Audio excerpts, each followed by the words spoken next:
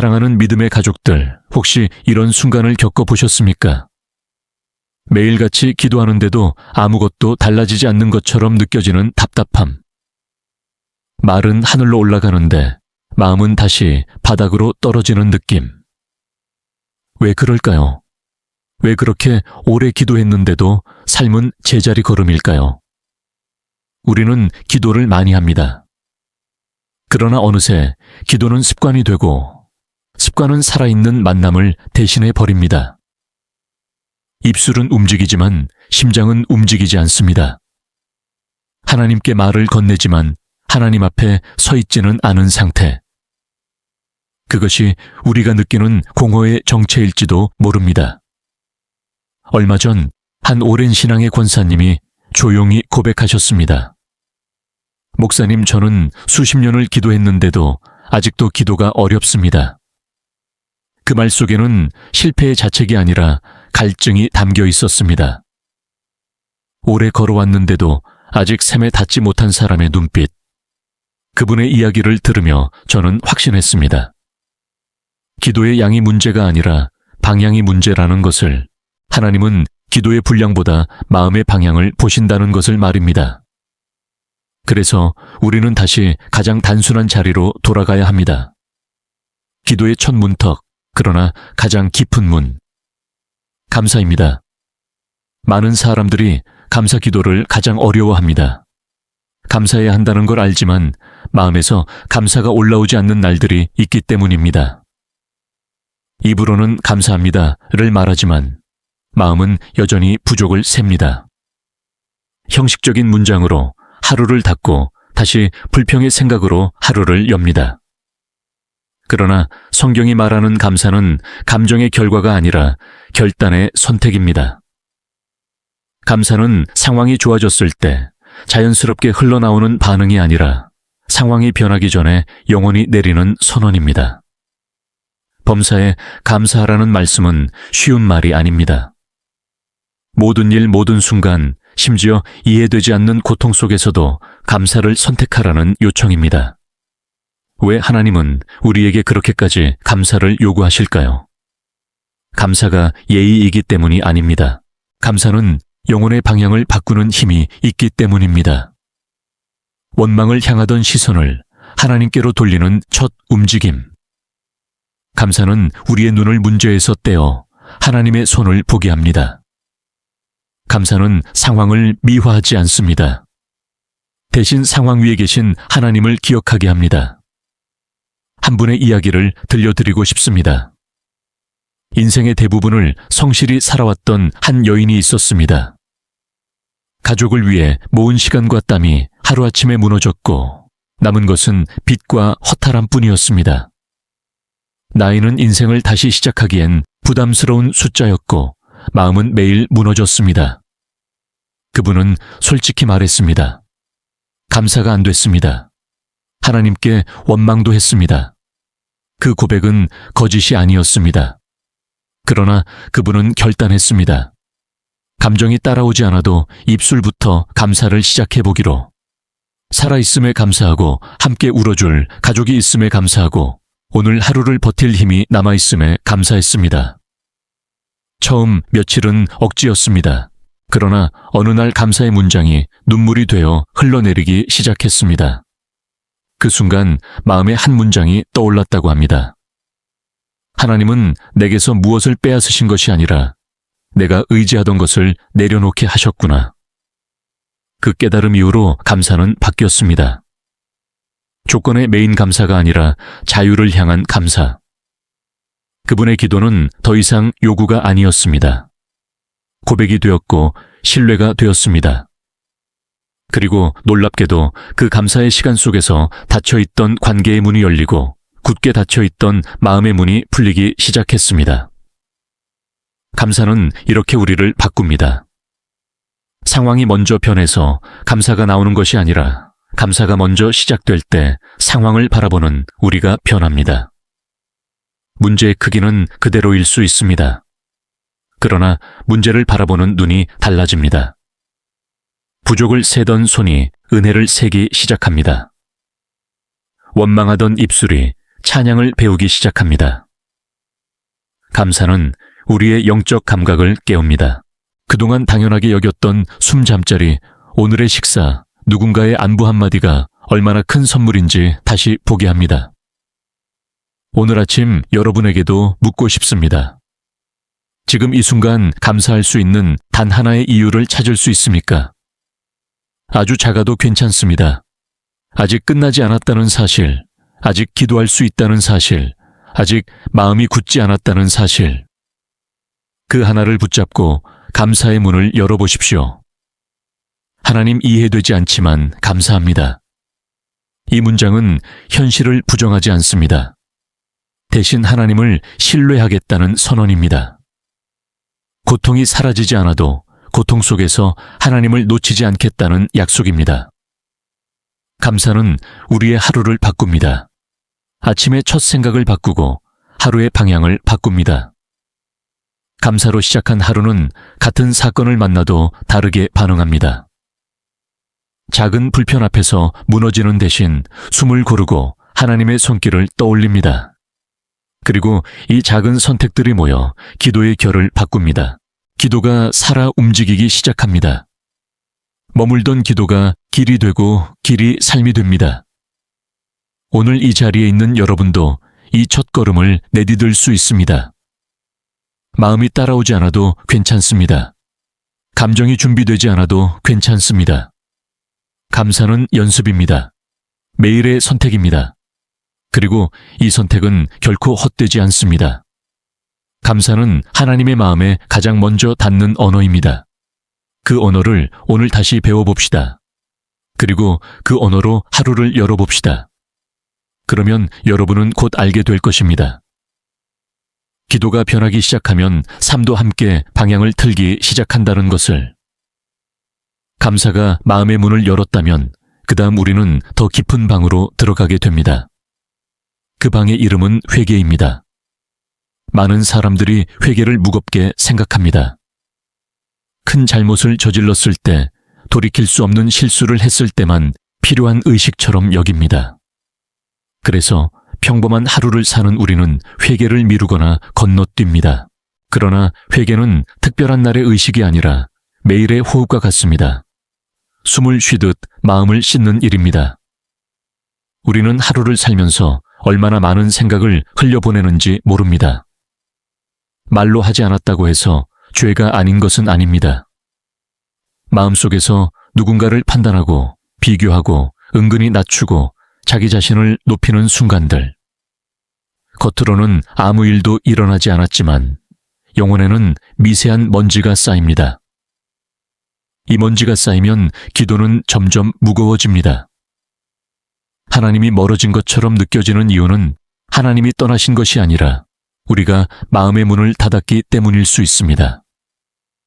회개는 하나님께 정보를 제공하는 행위가 아닙니다. 하나님은 이미 알고 계십니다. 회개는 우리가 스스로를 정직하게 바라보는 용기입니다. 나는 괜찮은 사람이라는 가면을 내려놓고 나는 은혜가 필요한 사람이라고 고백하는 순간입니다. 이 고백이 시작될 때 관계는 다시 흐르기 시작합니다. 막혔던 기도의 숨통이 트입니다. 한 청년의 이야기를 떠올려 봅시다. 그는 세상적으로 보면 성공의 길 위에 있었습니다. 원하는 자리에 올랐고 사람들은 그를 부러워했습니다. 그러나 밤이 되면 마음은 잠들지 않았습니다. 조용해질수록 떠오르는 얼굴 하나, 지워지지 않는 장면 하나가 그를 괴롭혔습니다. 그는 하나님께 나아가고 싶었지만 동시에 피하고 싶었습니다. 하나님 앞에 서면 스스로를 속일 수 없다는 걸 알았기 때문입니다. 그는 이렇게 말했습니다. 회개하면 제가 한 일을 인정하는 것 같아서 두려웠어요. 이 말 속에는 많은 사람들의 마음이 담겨 있습니다. 회개는 자존심을 내려놓는 일입니다. 체면을 벗는 일입니다. 그러나 역설적으로 회개는 우리를 가장 자유롭게 만드는 순간이기도 합니다. 숨기던 것을 내려놓을 때 마음은 더 이상 도망치지 않아도 되기 때문입니다. 처음 며칠 동안 그는 회개의 문장 하나를 꺼내는 데에도 애를 먹었습니다. 제가 잘못했습니다. 이 짧은 문장이 그렇게 무거울 수가 없었습니다. 그러나 어느 날 더 이상 버티지 못하고 그 문장이 눈물과 함께 터져 나왔습니다. 그 순간 그는 처음으로 자기 자신을 미워하지 않고 바라볼 수 있었다고 말했습니다. 죄를 인정했지만 동시에 용서받을 수 있다는 희망을 붙잡았기 때문입니다. 회개는 자기 혐오로 끝나지 않습니다. 회개의 목적은 정죄가 아니라 회복입니다. 우리가 죄를 인정할 때 하나님은 그것을 붙잡고 우리를 무너뜨리지 않으십니다. 오히려 씻으십니다. 회개는 영혼의 세탁과 같습니다. 묵은 때가 빠져나가면 원래의 색이 드러납니다. 하나님이 처음에 보셨던 그 모습 말입니다. 회개 이후에 찾아오는 평안은 설명하기 어렵습니다. 상황이 즉시 바뀌지 않아도 마음의 소음이 잦아듭니다. 이유 없이 불안하던 감정이 가라앉고 기도가 다시 숨을 쉽니다. 하나님 앞에 서는 것이 두렵지 않게 됩니다. 오히려 그 자리가 가장 안전한 곳처럼 느껴집니다. 이것이 회개의 선물입니다. 회개는 또한 관계를 회복시키는 힘을 가집니다. 하나님과의 관계뿐 아니라 사람과의 관계에도 영향을 미칩니다. 마음이 정직해지면 행동도 달라집니다. 사과해야 할 사람에게 다가갈 용기가 생기고 미뤄두었던 화해의 문을 두드릴 힘이 생깁니다. 회개는 마음속에서 끝나지 않고 삶으로 흘러갑니다. 오늘 아침 여러분의 마음을 조용히 들여다보십시오. 크게 잘못한 일이 없다고 느껴질지도 모릅니다. 그러나 하나님 앞에서 정직하게 말할 수 없는 감정 하나쯤은 떠오르지 않습니까? 이유 없이 미워했던 사람 스스로를 합리화했던 순간 하나님보다 더 붙잡고 싶었던 것. 그것이 바로 회개의 시작점입니다. 회개는 장황할 필요가 없습니다. 변명도 필요 없습니다. 하나님, 이것이 제 안에 있었습니다. 이 한 문장으로도 충분합니다. 구체적으로 말할수록 마음은 더 가벼워집니다. 이름 붙이지 않은 죄는 마음속에서 커지지만 이름 붙여진 죄는 힘을 잃습니다. 빛 가운데로 나오기 때문입니다. 회개를 두려워하지 마십시오. 회개는 실패의 증거가 아니라 살아있다는 증거입니다. 양심이 아직 숨쉬고 있다는 표시입니다. 하나님께서 여전히 우리를 붙들고 계신다는 신호입니다. 매일의 회개는 우리를 더 연약하게 만들지 않습니다. 오히려 더 단단하게 만듭니다. 은혜 위에 서 있는 사람으로 만듭니다. 감사로 문을 열고 회개로 방을 정리했다면 이제 우리는 다음 단계로 나아갈 준비가 되었습니다. 깨끗해진 마음은 무엇을 담아야 할까요? 비워진 공간에는 무엇이 채워져야 할까요? 그 답은 우리가 무엇을 바라보며 살아야 하는지에 대한 질문과 맞닿아 있습니다. 그리고 그 질문의 중심에는 말씀이 있습니다. 회개로 마음의 먼지를 털어냈다면 이제 그 빈자리에 무엇을 채울지 선택해야 합니다. 마음은 공백을 오래 견디지 못합니다. 비워진 공간은 곧 다른 무엇으로 채워집니다. 염려가 들어올 수도 있고 옛 습관이 돌아올 수도 있습니다. 그래서 하나님은 우리에게 읽는 것에서 멈추지 말고 묵상하라고 초대하십니다. 말씀은 단순한 정보가 아니라 삶을 지탱하는 호흡이기 때문입니다. 많은 사람들이 성경을 읽습니다. 계획표를 따라 정해진 분량을 읽고 체크 표시를 합니다. 성실함은 분명 귀한 덕목입니다. 그러나 읽었다는 사실이 곧 살아냈다는 뜻은 아닙니다. 페이지는 넘어갔지만 마음은 지나가지 못한 경우가 많습니다.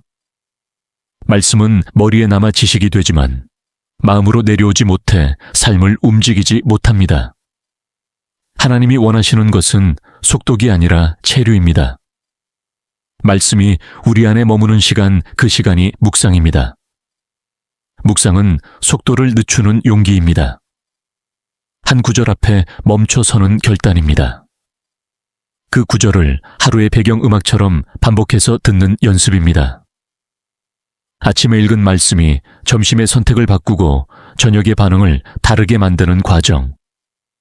묵상은 말씀이 우리의 하루를 해석하도록 허락하는 일입니다. 이 말씀이 오늘 내게 무엇을 말하는가? 이 질문 하나가 삶의 방향을 바꿉니다. 오랫동안 성경을 가까이 해온 한 어른의 이야기를 떠올려 봅시다. 그는 평생 성경을 읽어왔고 수없이 통독했습니다. 그러나 마음속에는 늘 같은 질문이 남아 있었습니다. 왜 말씀은 이렇게 익숙한데 내 삶은 여전히 흔들릴까? 그러다 어느 날 아주 작은 시도를 했습니다. 하루에 한 구절만 선택해 그 구절과 함께 하루를 보내기로 한 것입니다. 다른 페이지로 넘어가지 않고 그 한 문장에 머물기로 했습니다. 그날 선택한 문장은 너무도 익숙한 말씀이었습니다. 수십 번은 넘게 읽었을 문장. 그러나 이번에는 다르게 읽혔습니다. 아침에는 단어 하나가 마음에 걸렸고 점심에는 문장의 주어가 다가왔습니다. 저녁이 되자 그 문장이 자신의 삶을 비추는 거울처럼 느껴졌습니다. 그날 밤 그는 이렇게 고백했습니다. 오늘 이 한 문장이 나를 하루 종일 붙들었습니다. 익숙함은 사라지고 새로움이 찾아왔습니다. 묵상은 이렇게 지식을 경험으로 바꿉니다. 같은 문장인데 삶의 자리에서 다시 읽을 때 다른 의미로 살아납니다. 말씀이 상황을 해석하고 감정을 정렬하고 선택의 기준이 됩니다. 묵상은 말씀이 질문하게 하고 그 질문이 우리를 성찰하게 만듭니다. 나는 이 말씀이 말하는 삶을 살고 있는가? 이 질문 앞에서 우리는 정직해집니다. 묵상은 또한 조급함을 치유합니다. 우리는 빠른 답을 원합니다. 즉각적인 변화 눈에 보이는 결과를 기대합니다. 그러나 하나님은 종종 속도를 늦추십니다. 씨앗이 자라는 시간은 단축되지 않습니다. 묵상은 그 시간을 견디는 법을 가르칩니다. 하루에 한 구절, 그 작은 씨앗이 마음에 뿌리 내릴 때까지 기다리는 인내. 이 인내가 쌓이면 어느 순간 열매가 보입니다. 반응이 달라지고 선택이 달라지고 관계가 달라집니다.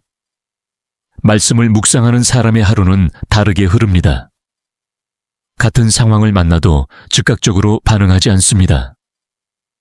한 박자 멈추고 마음속에 저장된 말씀을 꺼냅니다. 말씀이 브레이크가 되고 말씀이 나침반이 됩니다. 감정이 폭주하려 할 때 말씀이 속도를 줄입니다.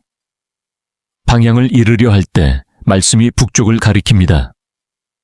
묵상은 혼자만의 시간이지만 결코 고립이 아닙니다. 오히려 하나님과 가장 밀도 높은 대화를 나누는 시간입니다. 긴 문장이 필요하지 않습니다. 질문 하나, 침묵 하나면 충분합니다. 하나님, 이 말씀이 오늘 제게 무엇을 요구합니까? 그 질문을 품고 하루를 살아보십시오. 길 위에서, 일터에서, 관계 속에서 답의 조각들이 나타날 것입니다. 오늘 아침 성경을 펼칠 때 욕심을 내려놓으십시오. 많이 읽어야 한다는 부담을 내려놓고 깊이 머물겠다는 결단을 붙드십시오. 한 구절을 천천히 읽고 마음에 남는 단어 하나를 붙잡으십시오. 그 단어를 하루 종일 반복해 보십시오. 그 단어가 감정에 닿고 선택에 스며들도록 허락하십시오. 묵상은 특별한 능력이 아니라 지속적인 주의입니다. 하나님께 마음의 시선을 오래 두는 연습입니다. 말씀은 살아있습니다. 그러나 살아있는 말씀이 우리 삶에서 움직이기 위해서는 우리가 그 말씀 앞에 멈춰 서야 합니다. 묵상은 그 멈춤의 기술입니다. 이 멈춤을 통해 우리는 더 멀리 나아갑니다. 바쁘게 읽을 때보다 천천히 머물 때 길은 더 분명해집니다. 그리고 이 길 위에서 우리는 다음 질문을 만나게 됩니다. 이 말씀을 들은 나는 이제 누구를 위해 기도해야 하는가? 말씀 앞에 오래 머물다 보면 시선이 자연스럽게 바깥으로 향합니다. 그동안 기도는 나의 문제를 중심으로 맴돌았다는 사실을 깨닫게 됩니다. 나의 필요, 나의 두려움, 나의 미래. 물론 하나님은 우리의 필요를 아십니다. 그러나 말씀이 마음의 자리를 잡기 시작하면 기도의 지평이 넓어집니다. 나에서 우리로 요구에서 중보로 이동합니다. 이 이동이 시작될 때 기도는 개인의 위안을 넘어 공동체의 숨이 됩니다. 중보 기도는 다른 사람의 삶에 개입하는 일이 아니라 하나님의 마음에 참여하는 일입니다. 누군가를 위해 기도한다는 것은 그 사람의 자리에 잠시 서보는 일입니다.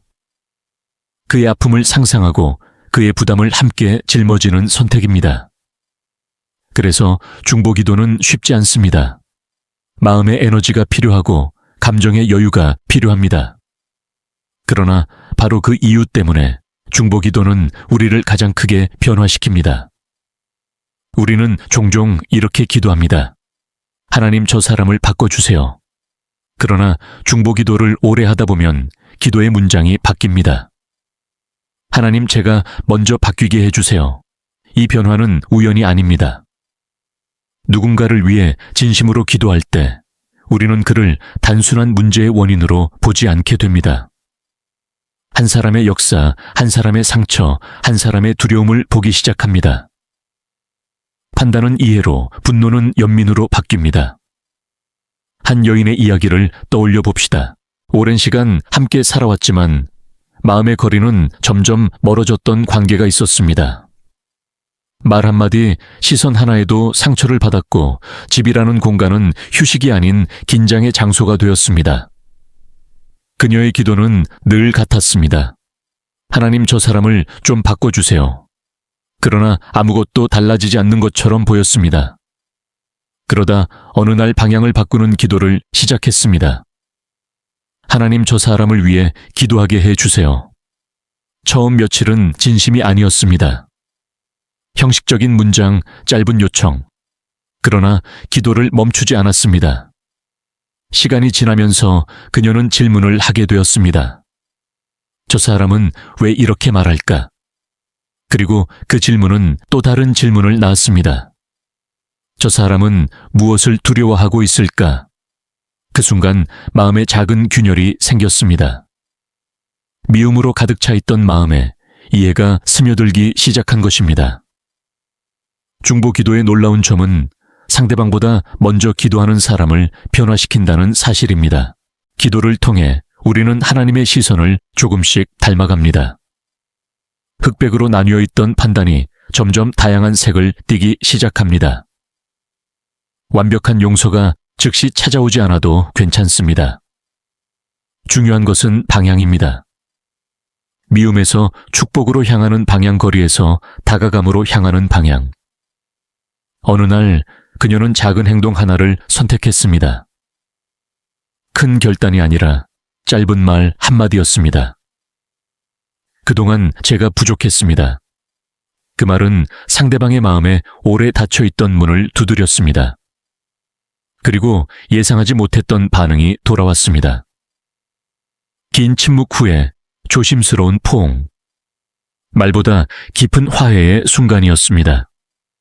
모든 문제가 해결된 것은 아니었지만 관계의 방향은 분명히 바뀌었습니다. 중보 기도가 만든 변화였습니다.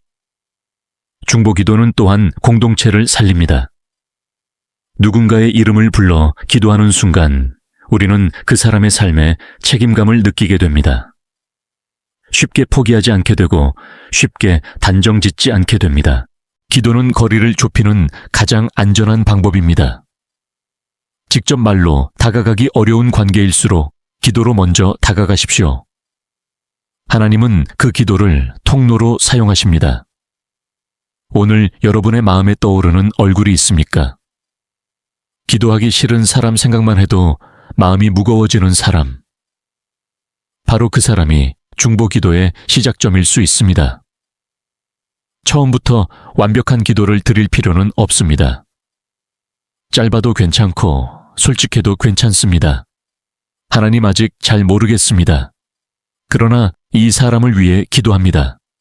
이 문장 하나면 충분합니다. 중보 기도를 시작하면 우리의 기도 목록은 길어질 수 있지만 마음은 오히려 가벼워집니다. 나 혼자 짊어지고 있던 감정의 짐을 하나님께 나누어 드리기 때문입니다. 그리고 그 짐을 내려놓는 순간 우리는 알게 됩니다. 기도는 문제를 통제하는 수단이 아니라 사랑에 참여하는 길이라는 것을, 말씀을 묵상하며 하나님의 마음을 배우고 중보 기도를 통해 그 마음을 연습하다 보면 우리는 또 하나의 중요한 질문 앞에 서게 됩니다. 이제 나는 어떤 선택을 해야 하는가? 삶은 여전히 선택의 연속입니다. 그리고 그 선택의 순간마다 우리는 다시 기도의 자리로 초대받습니다. 이번에는 결정을 위해 인도를 구하기 위해 말입니다. 중보의 자리까지 걸어왔다면 이제 기도는 삶의 실제적인 갈림길과 마주하게 됩니다. 선택의 순간입니다. 우리는 하루에도 수없이 선택합니다. 말을 할지 말지, 참을지, 터뜨릴지, 붙잡을지, 내려놓을지. 그런데 이상하게도 중요한 선택 앞에 설수록 마음은 더 복잡해집니다. 기도는 하고 있지만 무엇이 하나님의 뜻인지 분명하지 않을 때가 많습니다. 이때 우리는 종종 조급해집니다. 빨리 답을 얻고 싶어 하고 확실한 신호를 원합니다. 그러나 하나님의 인도는 대개 속삭임처럼 옵니다. 소란 속에서는 들리지 않습니다. 결정의 기도는 방향을 묻는 기도입니다. 결과를 요구하는 기도가 아닙니다. 우리는 자주 이렇게 기도합니다. 이 선택이 성공하게 해 주세요. 그러나 하나님은 먼저 이렇게 물으십니다. 이 선택이 너를 어디로 이끌 것 같으냐? 성공과 실패의 기준보다 중요한 것은 그 선택이 우리를 하나님께 더 가까이 데려가는지 아니면 멀어지게 하는지입니다. 결정의 기도는 이 질문을 정면으로 마주하는 용기입니다. 한 남자의 이야기를 들어봅시다. 그는 두 갈래 길 앞에 서 있었습니다.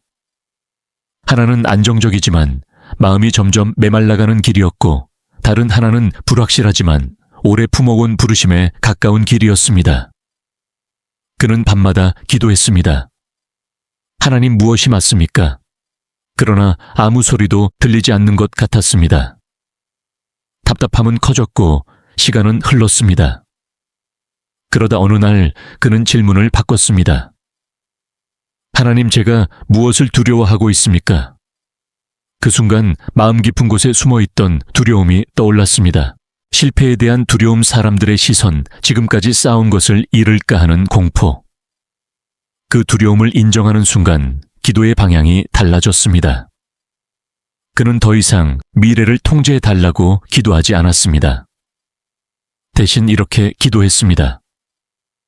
이 두려움 속에서도 순종할 수 있는 용기를 주세요. 결정의 기도는 두려움을 제거해달라고 요구하지 않습니다. 두려움 속에서도 옳은 방향으로 걸을 수 있게 해달라고 요청합니다. 하나님은 종종 상황을 바꾸기보다 사람을 먼저 바꾸십니다. 마음이 바뀌면 같은 상황도 다른 의미로 다가옵니다. 그 남자는 결국 불확실한 길을 선택했습니다. 모든 것이 즉시 풀리지는 않았지만 그는 말했습니다. 이상하게도 마음은 더 평안했습니다. 이것이 하나님의 인도의 특징입니다. 외적인 조건보다 내적인 평안으로 확인됩니다. 결정의 기도에서 중요한 또 하나는 기다림입니다. 우리는 기도하고 나서도 끊임없이 확인하고 싶어 합니다. 표지판 확증 반복되는 신호를 찾습니다.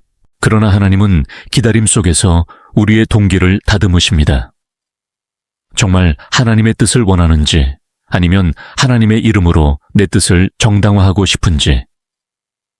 기다림은 이 차이를 드러내는 시간입니다.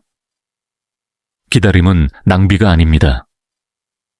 기다리는 동안 우리는 더 많은 것을 배우기 때문입니다. 마음이 급할 때 보이지 않던 작은 신호들, 말씀 속에서 반복해서 다가오는 주제들, 주변 사람들의 조심스러운 조언들. 하나님의 인도는 한 번의 번쩍임이 아니라 여러 조각이 맞춰지는 과정으로 올 때가 많습니다. 그래서 결정의 기도에는 경청이 포함됩니다. 말하기보다 듣는 연습입니다.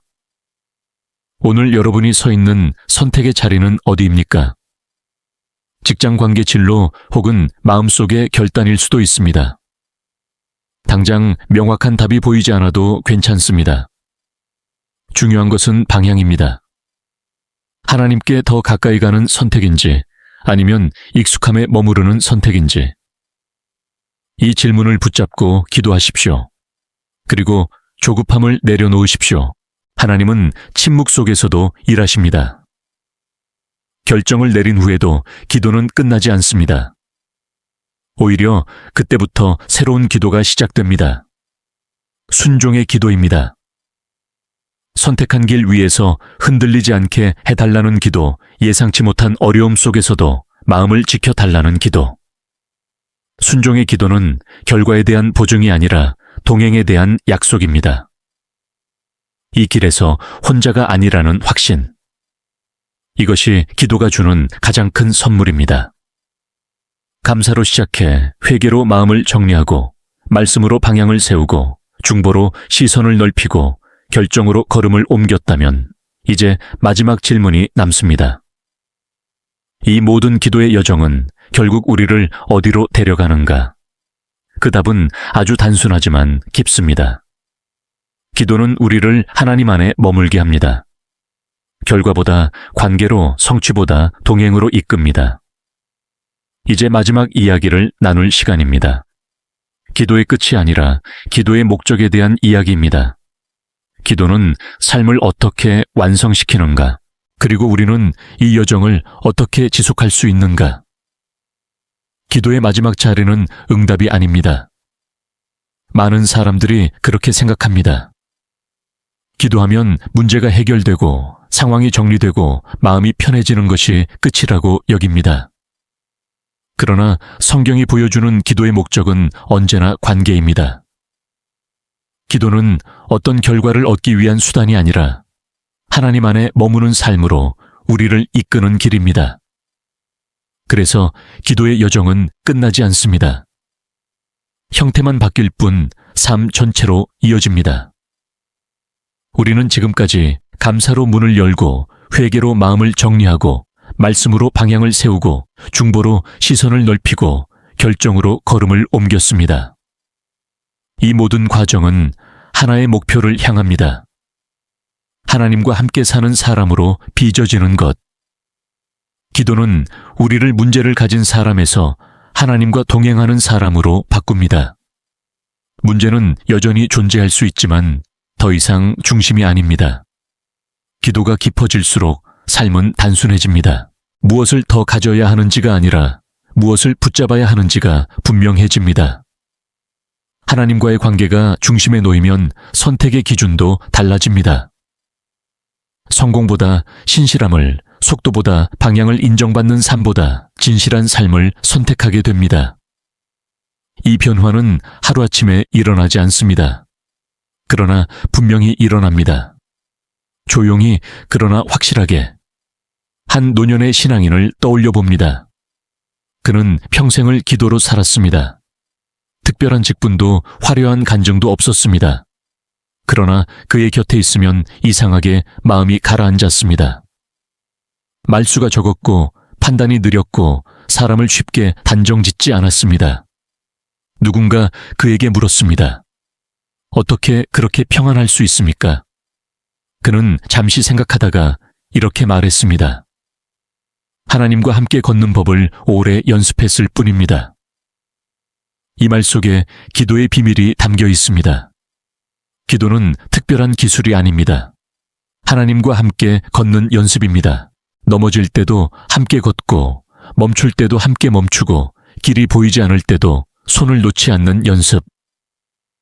이 연습이 쌓이면 삶의 태도가 됩니다. 기도가 습관이 아니라 존재의 방식이 됩니다. 기도하는 사람의 삶에는 몇 가지 특징이 나타납니다. 첫째, 쉽게 무너지지 않습니다. 흔들릴 수는 있지만 완전히 무너지지는 않습니다. 중심이 자기 자신이 아니라 하나님이기 때문입니다. 둘째, 혼자 싸우지 않습니다. 어려움이 올 때 즉시 기도의 자리로 돌아갑니다. 셋째 결과에 덜 집착합니다. 최선을 다하되 마지막 판단을 하나님께 맡깁니다. 이 맡김이 마음을 자유롭게 합니다.